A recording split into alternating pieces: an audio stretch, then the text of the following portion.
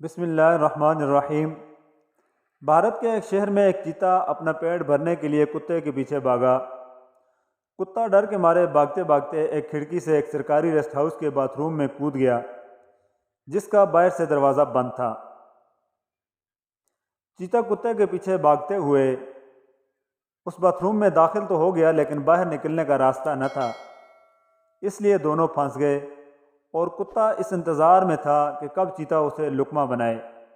دونوں جانور تقریباً 12 گھنٹے مختلف کونوں میں اکٹھے رہے۔ محکمہ جنگلات کی ٹیم کو بلایا گیا، انہوں نے اپنے پروفیشنل طریقے سے اسے پکڑ کر جنگل میں آزاد چھوڑ دیا۔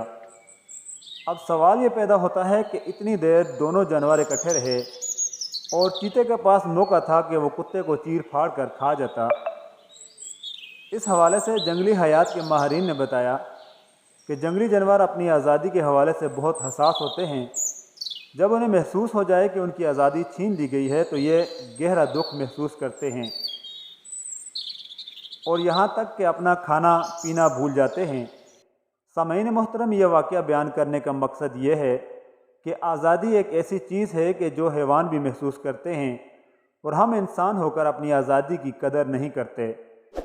میرے خیال میں آزادی کی قدر یہ ہے کہ ہم جس آزاد مملکت میں رہتے ہیں اس کو قائم و دائم رکھنے کے لیے اور اس کی ترقی کے لیے ہمیں ایمانداری سے اپنے فرائض سر انجام دینے چاہیے، کیونکہ جب تک ملک قائم ہے تو ہماری آزادی قائم ہے۔ جب تمہاری ہزار مخلصانہ کوشش کے باوجود اگر تمہیں کوئی چھوڑ جائے تو پھر اس کو ایک قیمتی تحفہ ضرور دینا چاہیے، وہ ہے راستہ۔ زندگی ہمیشہ ایک ہی موقع دیتی ہے جس کو آسان الفاظ میں آج کہا جاتا ہے۔ زندگی میں انسان جن سے محبت کرتا ہے زیادہ دکھ بھی انہی سے ملتے ہیں، کیونکہ غیروں کی بات دل کو بری لگتی ہے مگر اپنوں کی بات دل پر لگتی ہے۔ اگر تمہارا اخلاق صرف اپنے من پسند لوگوں کے لیے اچھا ہے تو تم صرف موقع پرست ہو، خوش اخلاق نہیں۔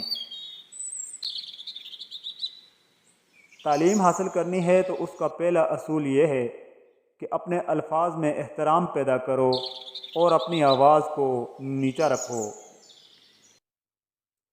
بڑا منافق انسان وہ ہے جو آپ سے اپنا فائدہ بھی اٹھائے اور مطلب کے پورا ہونے کے بعد آپ سے مخالفت بھی شروع کر دے۔